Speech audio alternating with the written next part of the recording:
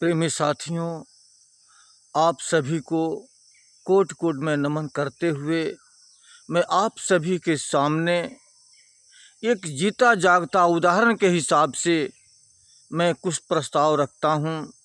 जैसा कि सदियों से सृष्टि आदिकाल से जड़ का रूप रही है। यह वेद पुराण ग्रंथ पोथी ये सभी ये बताते हैं कि संसार जड़ रूप है और यहाँ की कोई भी वस्तु हमारे साथ नहीं जा सकती।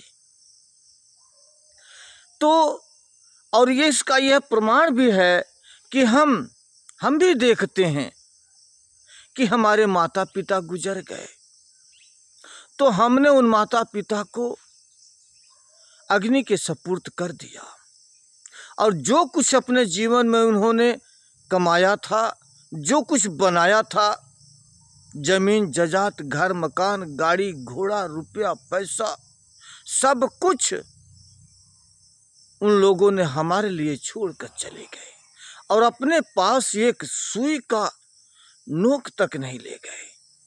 सुई तक उनके साथ नहीं जा सकी।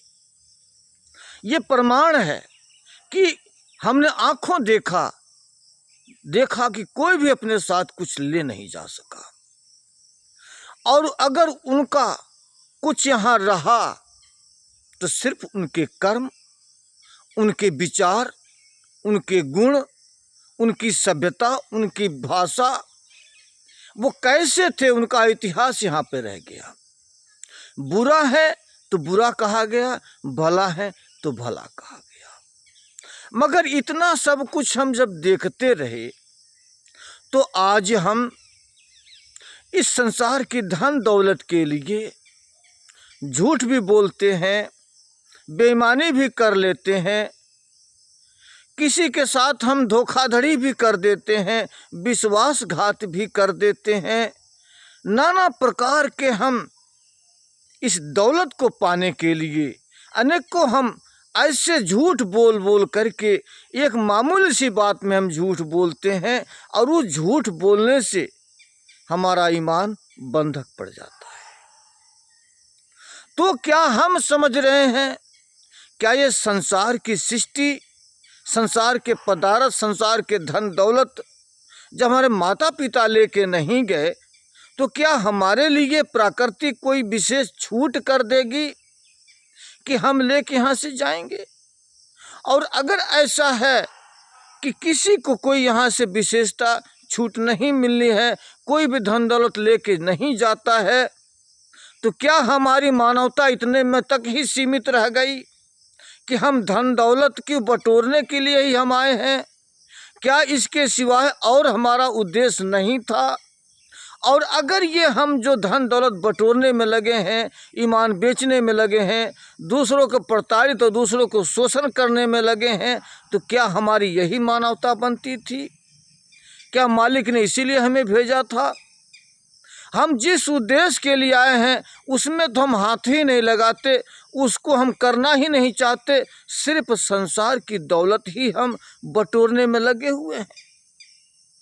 आज जितने भी संसार में जो भी व्यक्ति शिक्षित हुआ, ऊंची से ऊंची डिग्रियां जो प्राप्त किया हुआ है, हम उन लोगों को देखते हैं को शिक्षित और महानता उनकी कहाँ चली गई है, जो कि रिश्वतखोरी में लगे हुए हैं, बेईमानी शैतानी में लगे हुए हैं।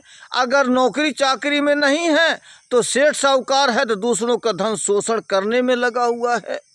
यानी शिक्षित लोग जो महानता है, जिनके पास डिग्री हैं, जिनको स्वागत करते हैं सब कुछ पढ़ाई लिखाई शिक्षा की वजह से, वह भी इसी में डूबे पड़े हैं। पर अनपढ़ और पढ़ा शिक्षित में कोई इसकी हम विशेषता ही नहीं देख रहे हैं। रही बात धर्म के ठेकेदार, जितने भी संत महात्मा मठाधीश कितने ऐसे हैं कि आज वो मठ चला रहे हैं, मठाधीश हैं, लाखों के हिसाब से उनके शिष्य हैं, मगर वो लोग भी ऐसा संसार में कुकर्म करते हैं क्या जेल की सलाखों में पड़े हुए हैं। तो इस कलयुग के दौर में क्या किसको कहा जाए? कौन इस संसार में ऐसा है जो कि अपना पढ़ाई लिखाई शिक्षा का प्रभाव ऐसा छोड़ के गिर जाता हो जो कि उसका लोग गुणगान करते हो। आज के दौर में एक ऐसा एक महान व्यक्ति भी हुआ जैसे कि अंबेडकर साहब, जिन्होंने भारत का संविधान रचा। अगर वो चाहे होते तो टाटा बिरला के जैसे धनाढ्य बने होते, लेकिन उन्होंने ऐसा नहीं किया।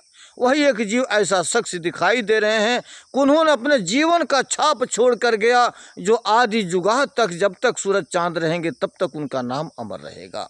कि किसी से कोई रिश्वत नहीं, जो भी कार्य किया सारा जीवन संसार के जीवों के लिए ही, अपना इनके अधिकार के लिए, इनके सुख सुविधा के लिए ही बिता करके चले गए। वो तो एक ऐसा प्रमाण दिखाई दे रहा है, बाकी और हर व्यक्ति ऐसा नहीं दिखाई देता। इस कलयुग में इन संसार के जीवों को क्या होगा, क्या इनको मार्ग मिलेगा, कि वो मालिक ही जानता है, परमात्मा ही जानता है, सतगुरु ही जानता है। हमें आपको उसको पता नहीं। तो क्या हमें इस भवसागर के अंदर बहते ही चले जाना चाहिए? क्या हमें इस भवसागर से निकलने का कोई मार्ग नहीं है जो हम उसको अपनाते क्यों नहीं हैं? मार्ग तो है, मार्ग दिशा देने वाले लोग भी हैं, ऐसे महापुरुष भी हैं, मगर कमियां तो हमारे अंदर हैं कि हम उनके पास जाना नहीं चाहते। माया ने ऐसा अपने लपेटा में हमें ले रखा है कि हमें इस माया धन दौलत से ही फुर्सत नहीं मिलती। इससे अच्छा हमें दूसरा कुछ ज्ञान, दूसरे कोई बात, दूसरा कोई उद्देश्य अच्छा नहीं लगता। इसलिए हम संसार में फंसे रहते हैं और आने जाने का हमारा सिलसिला कभी ख़त्म नहीं होता। मगर हमें चाहिए कि अपने असल तत्व की खोज करें। असलियत क्या है, हम क्यों आए हैं, हमारे आने का मतलब क्या है, हमें करना क्या चाहिए। हमें अपने ऊपर, अपने अंदर झांक के देखना चाहिए। सच्चाई क्या है, सच को ढूंढने की तलाश करने की हमारा एक जिम्मेवारी बनती है। इसीलिए मानव जीवन मिला हुआ हमें ये सब ढूंढना चाहिए और इसमें आकर अपने आप को खोज करके उस सत्य तक पहुंचने का हमारा एक धर्म बनता है। धन्यवाद साहिब।